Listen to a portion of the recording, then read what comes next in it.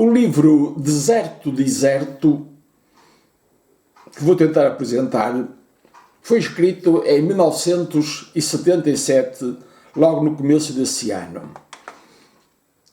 Para dizer a verdade, eu gosto imenso do título, porque acho que há ali um contraponto entre deserto, que geralmente tem tonalidades negativas, e o deserto quer dizer facundo, eloquente, por conseguir tem qualquer coisa de negativo que toma atitudes positivas, ou contém nele qualquer coisa de positivo.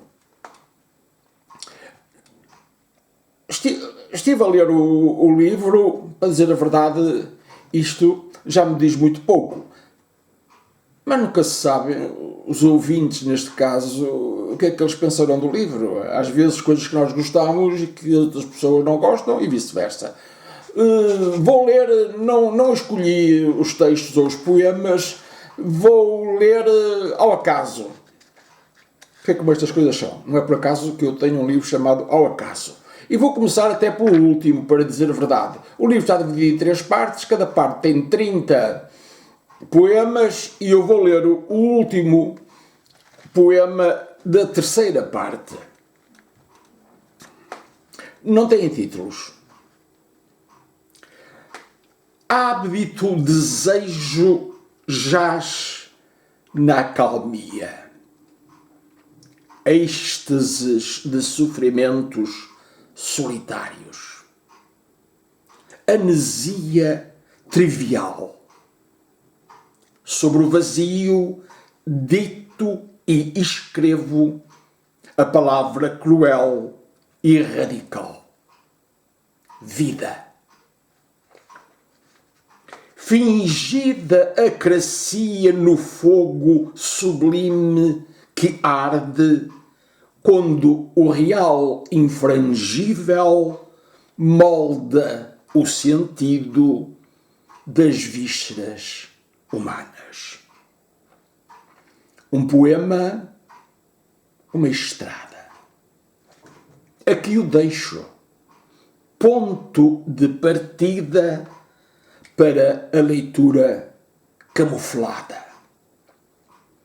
Árvore sob um céu vermelho carregado de suspeitas e suspiros. Água, suja trama vivida entre um irrazoável sentido e a sombra da desgraça. Mas, sobretudo, a vida, cheia de fogo, cheia de traça. Depois tenho aqui assim, como se trata do último, tenho um apontamentozinho a dizer que este livro foi escrito ora em Lisboa, ora na Póvoa de Varzim. Vou ler mais 2 ou 3. Por exemplo, ainda desta segunda parte tenho o poema 25. Sem dúvida, o apego é maior que o próprio cansaço do desespero. A angústia ilumina as sendas plausíveis do sossego. Nelas perco as tentativas inglórias de fugir à morte do obsoleto. Com elas crio fantásticas sinfonias do degredo. As perspectivas esboroam-se. O futuro, que deveria ser um apelo, cai sobre nós como uma fatalidade negra. Em todos os quadrantes do pensamento, a desgraça, o desastre, o deserto. Esgota-se a civilização. O cancro é um animal feroz, roendo as vísceras trânsfugas da felicidade possível. Que fazer? Dormir? Deixar a gangrena florescer como um prémio imerecido? Ou antes escolher o combate cotidiano da peste arborescente? Mas o cansaço existe.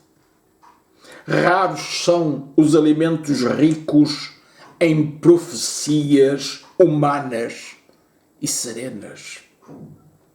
Os cantos ignaros do poema Vida dizem a monstruosidade plena. Não digo os títulos, não digo como é que se diz as datas, porque este livro, como num outro que escrevi nesta época, logo a seguir a este, eu coloquei simplesmente as datas do primeiro poema e depois pressupõe-se que os poemas seguintes foram escritos no mesmo dia. Vou passar agora a um texto da segunda parte, que é o 23º. No exercício ciciado da genialidade, espalho os nós irrefletidos que germinam. Estranhos feitos divulgados pela emoção trabalhada na teimosia. Um querer impessoal, alijado no tumulto tétrico do mundo. Mas existe o simultâneo caminho. Álias de apelos nas vozes vorazes que deixam na história uma memória flébil deste tempo. Um coração bate os sinais da noite noutros sítios. A luz resiste. Muro e transparência, aflito olhar da truculência. Arte nova, o singulto simulacro do discurso irrisório. A boca abre-se no grito nefasto que deturpa o equilíbrio real do silêncio nítido. Mas existe a vontade, o desejo de não permanecer morto ou estático no lugar do crime quente. Um vivido exercício.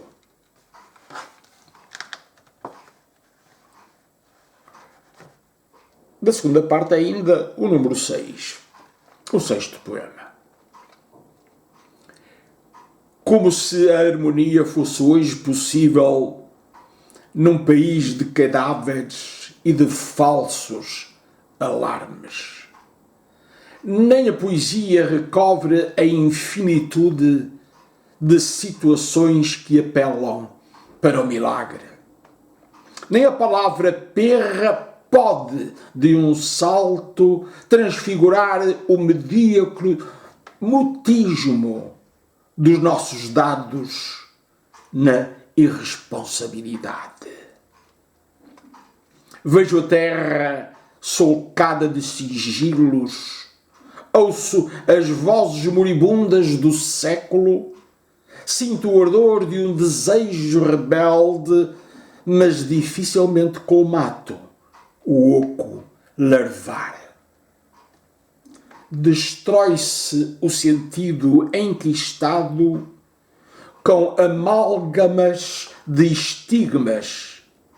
Desfaz-se o antepassado gozo de uma existência pensada sã. Corrói-se na corrupção dos astros as filosofias e as metafísicas vãs. Deteriora-se o ambiente com fábricas que introduzem no homem calos. Falam da harmonia como do estático, de um mundo possível de entendimento onde o sádico aperta a breve mão ao masoquista sedento da mal. Produzem enganos na ficção da vida. Vou ler agora da primeira parte e será o 26º. Escrito, por acaso, tenho aqui em 26/3/1977. Afastado do bulício e da azáfama, no silêncio da casa longe, reflito. Sobre quê? Memórias cavalgam como estigmas que ferem a carne. Tudo é movimento dentro de mim. Surtos e desabrochamento, amálgamas de uma energia que não quer ser só força. Mas reflito sobre o quê? Sobre os passos que dei nas areias desertas das cidades? Sobre os homens e mulheres que conheci? Sobre os sofrimentos que passei nas épocas catalogadas da vida? No turbilhão de luzes ideais, reflito este nada. Superfície lisa da ternura que não sei dizer. Halo de calor fraterno que não encontra o objeto apelo. Este terrível nada. Aqui, no consolo de haver ainda um aqui, reflito a totalidade prenhe do nascer e do morrer, as vicissitudes do temporal, os percalços espaciais, onde escoramos lúdricas existências. Acho que já é suficiente para se ficar com uma ideia do livro Deserto. Ele é muito variado, não é monocórdico no sentido em que trata de muitas coisas, de diversas, eu agora diria diversos temas que na altura estariam relacionados de uma maneira ou outra com a história do país em que vivia, que era Portugal. Estávamos em 77, o 25 de Abril deu-se em 74, por conseguinte ainda estávamos muito dentro desse tipo de temática, ou mesmo dessa situação que pensávamos, digo eu hoje, que seria fundamental para a elaboração de um país habitável e que na realidade, tenhamos a coragem de o dizer, não foi.